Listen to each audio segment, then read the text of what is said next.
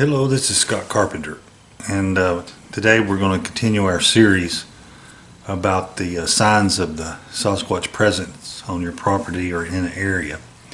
And today I want to talk about stick structures, and that in itself is a can be a rabbit hole, but I want to talk about the more common ones, the ones that you'll see like in your hunting area. If you've got a farm or private property or somewhere like you're hiking, and where you hike you start to see these things, or you go into a new area, whether you're scouting for hunting, or you're traveling, you're renting a cabin somewhere. These are the more common structures that the Sasquatch make, and to kind of give you a heads up that they're in the area. Now, a lot of people put, what do they mean? Put a lot of value on, or trying to figure out what they mean. And I'm just going to be honest with you, I don't know what they mean until we can sit down and talk to one, and get an understanding of why they're making them. I mean, they're obviously trail markers or signs for other Sasquatch or us or both. And I'm sure that everybody says, well, the X means stay out. We think, and certain stick structures will get certain reactions. Like what I'm talking about is, I found a couple stick structures which I call the asterisks, and the Sasquatch in my research area would find a tree that had a fork in it, and then they take two. They get limbs about that big around, and they cross them.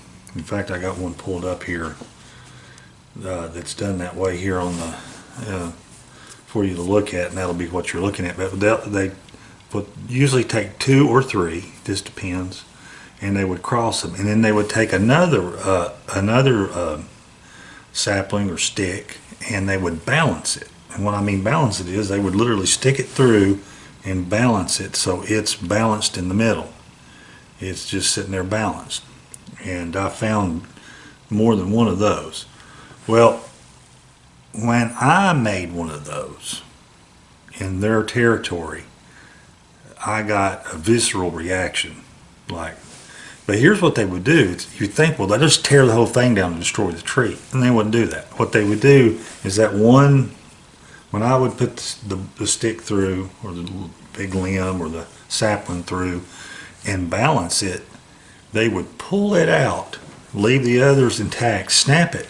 Sometimes, one time I found it like broken in two and thrown on the ground. One time I found it broken in 3 or 4 pieces laying on the ground, and another time they threw it.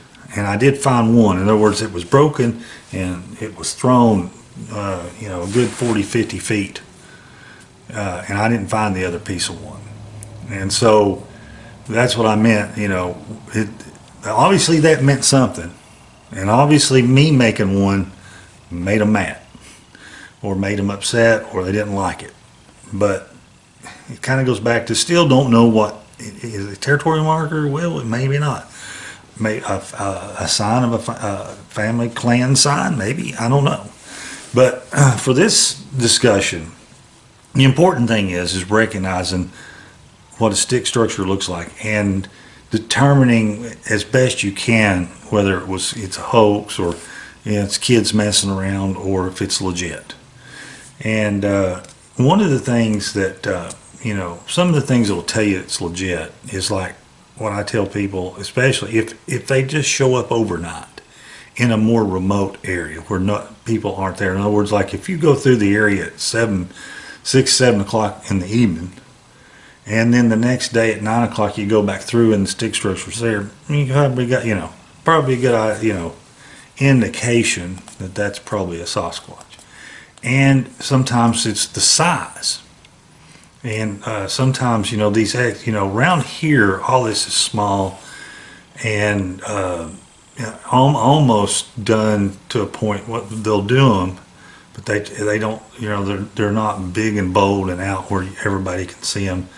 They're kind of hidden, or they're kind of stuck back in places where not a lot of people go.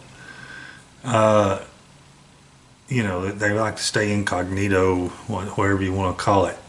But out west and some other places, they use full size trees and make big X's or make asterisks. So, around here, I've never seen any.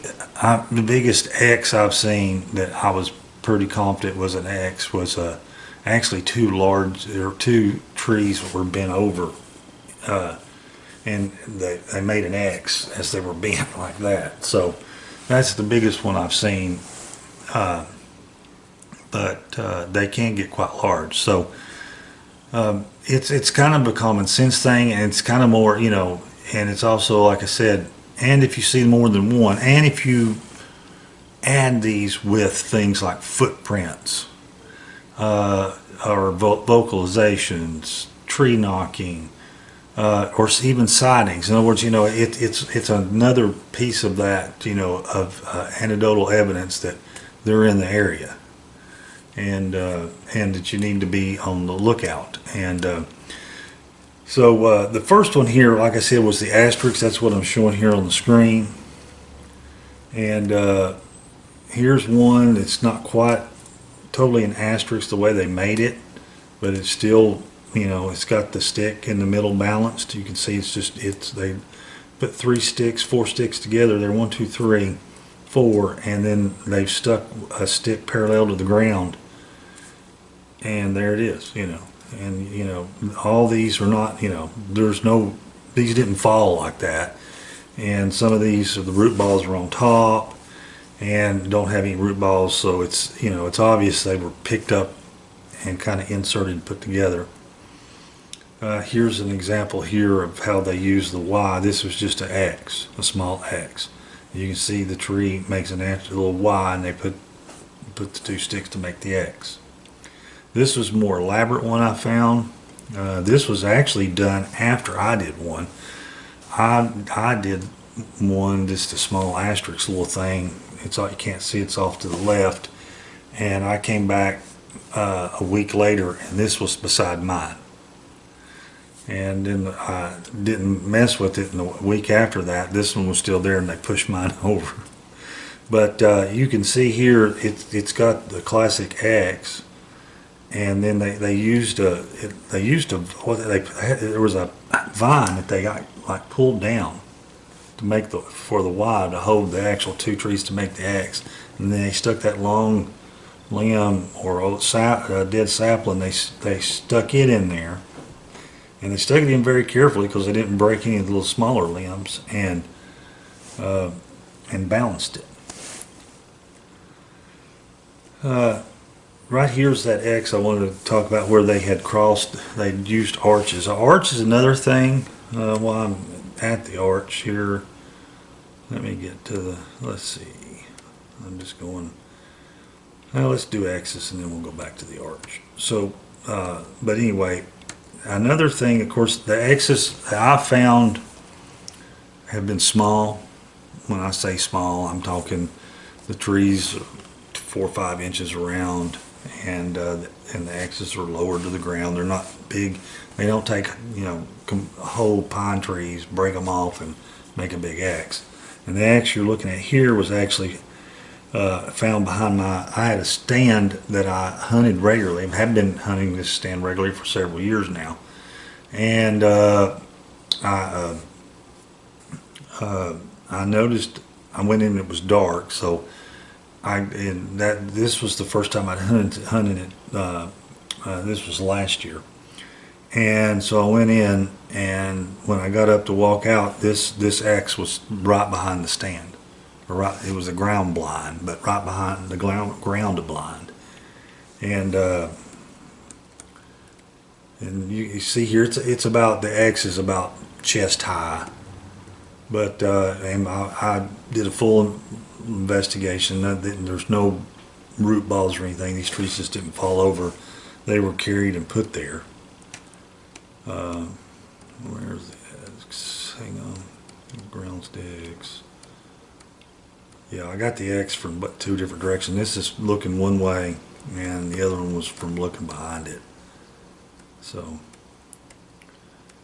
and my hunting stand, ground blind is like right here.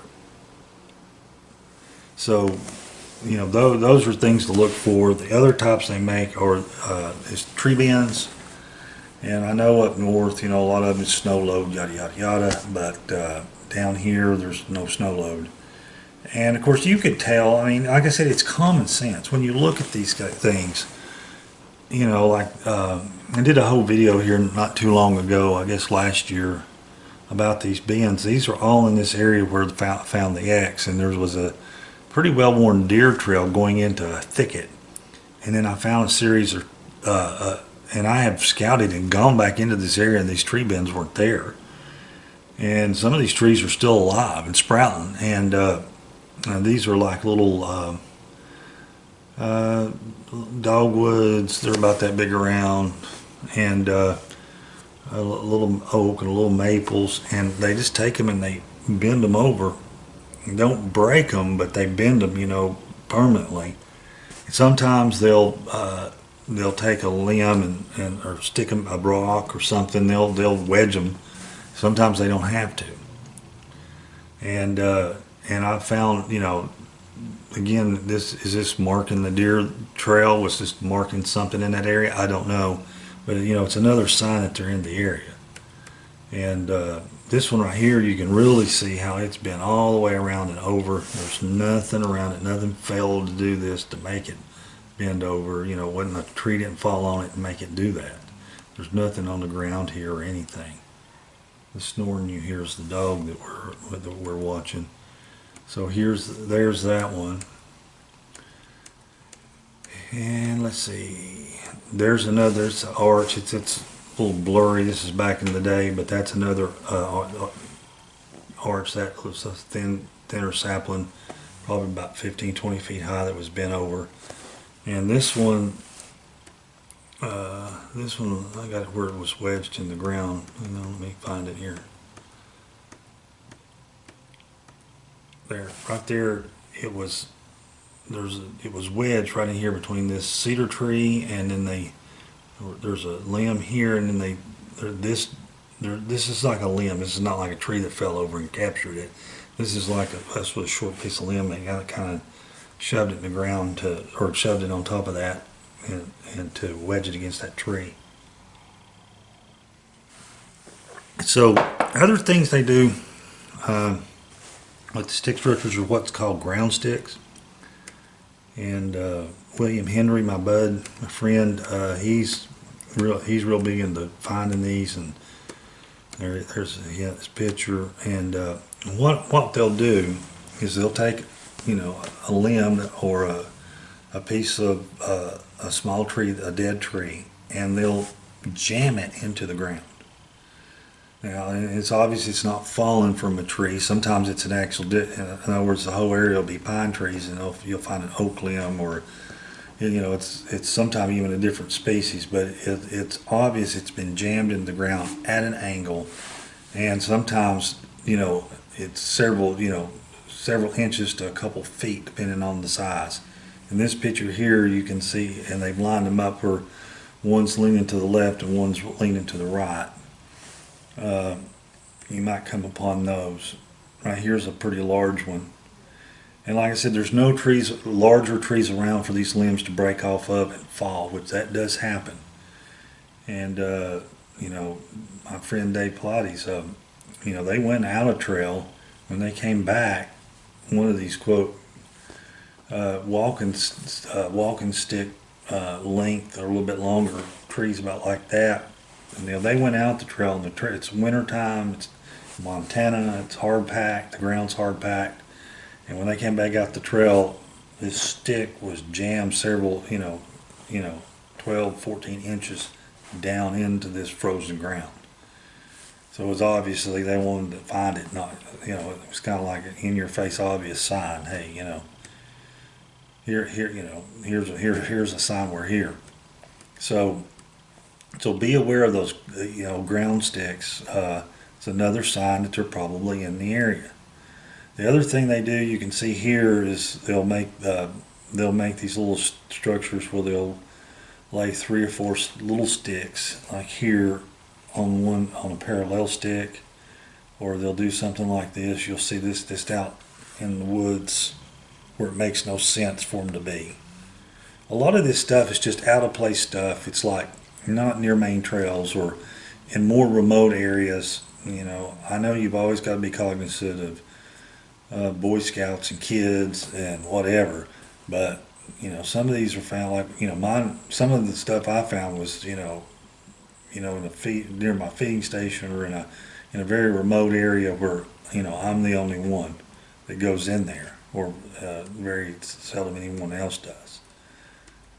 The other thing to look for is these what's called ground glyphs, and what they'll do is they'll make shapes and symbols on the ground. This is what you're looking at. Was one that was left in my backyard at my house, and I've tried to look up different, you know, is it syllabics or whatever, and I'm not being able to identify any syllabics, but that doesn't mean it isn't, or is it some sort of language obviously that means something. What? I don't know. Oh, there's that X that was formed by the two that were bent over, and then like to make a perfect X. You know, like above me, like a tent, like two tent poles. And I was just showing here in this one real quick. This just, I changed it, and then they stepped on it and broke it. They didn't like what I did. So there's the X. Another thing that Washington State and Canada is the taking of a tree and driving it into the ground multiple feet with the root ball above the ground. What I've got pictured here is one example. There's more than one. There's a real famous one. The tree is huge. I mean, like, you know, it's jammed down in the ground 10, 12, 14 feet or more. And then it's, you know, there's 20, 30 feet above ground, and then the giant root ball or root complex. And there's like a hunter or something standing under it. And he's dwarfed by it. This was a huge tree. And it took it took an enormous amount of strength and power to jam this down the ground. And this was an example of it. That's a pretty blatant, in your face example of a, if you want to call it a structure or a sign. The Sasquatch are in the area. The pyramid structure, or the little teepee structure, of course, some of these are made, of course, by kids or whatever, but if they're out of place, if they're large, it can definitely be a telltale sign. This is a picture of one where they brought, you know, lots of times they'll carry limbs from quite a distance, or pull saplings up and use them. So the other thing is the broken over limb. This is a less common one, but I've seen it before, where for them about, you know, just reach out chest high. So this will be like 6 or 8 feet off the ground. Usually about my head high. So if you're about 8 foot and you're just reaching your hand out and breaking something off, and they'll break it, but they won't totally snap it off. So it hangs down. And I've seen them more than one. In this instance, there was more than one of them. It's like 3 of them in a row, and one's bent to the left, next one's bent to the right, next one's bent back to the left, something like that. And that's another telltale sign that they're in the area, and they're active and doing stuff in the area. Now, real quick, and a friend of mine that actually did this hat does the graphics, Rick Rayleigh, I can't remember, R-E-L-E-S, Rails. I always just call him Rick. He put together this little field guide called the Field Guide to Bigfoot Stick Structures.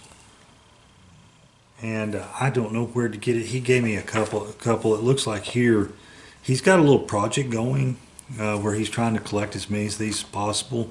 He actually used a couple of mine. You know, you can see here he used one of mine here, the one I just got through showing you. And showing about the balance stick in the middle, and you know, what does it mean. But this talks about the different, you know, the axis, and it's a real good little, just, about the different stick structures and everything, that I'm talking about. See, here's some bigger X's. Let's see if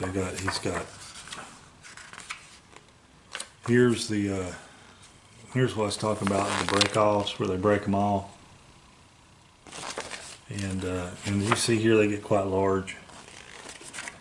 And what makes them interesting or legit is like if you've got a long, and I've seen this in the Smokies, there was it was a single tree. It was out in the open. There was nothing around it. Nothing had fallen around it. It was a hemlock, and it's about that big around, about 15, 20 feet tall. And up about 10 to 12 feet, it had been snapped over and just laying over. And it was, there was sap running out of it. It was fresh. There was nothing on the ground. Nothing had fallen. It was kind of creepy, to be honest with you. There's another one of those arches, loops and arches they talk about. The place, them stack, sometimes they'll stack sticks and lay them in a Y or in between two trees. You see that? I've seen that a couple of times. Another big X. Bigger X's than I've got. Just different, just odd structures. And these things here, some people think they're ground blinds, where they could sit in and ambush prey, and they may be. But like I said, all of this, here's some ground glyphs. All this is, just little telltale signs, little possibilities, like I said, it's the combination of all these things that give you a clue that and heads up that they're in the area. Just like I said, you find footprints of a cougar, you find you find bear scat, and you find bear prints in your, you need to be more aware. You've got predators in the area, and the exact same thing with these stick structures. And you kind of, like I said, you kind of build them up. You got, you get the vocalizations, you get the footprints, and you get these stick structures, and there's other things too, but that kind of helps build the case. If you need to be observant of all times, but hey, I've got Sasquatch active in this area, and so I need to be alert and I need to be aware of what's going on. So I hope that was educational and enlightening, and I hope everybody had a good Christmas. New Year's coming up. I've been distracted because I got football on TV. Imagine that. And the bowl season has begun, and Tennessee plays tomorrow. And hopefully we can whoop up on Clemson. But everybody, just have a happy and safe New Year. And until next time, just be safe out there, be careful, and I'll see you soon.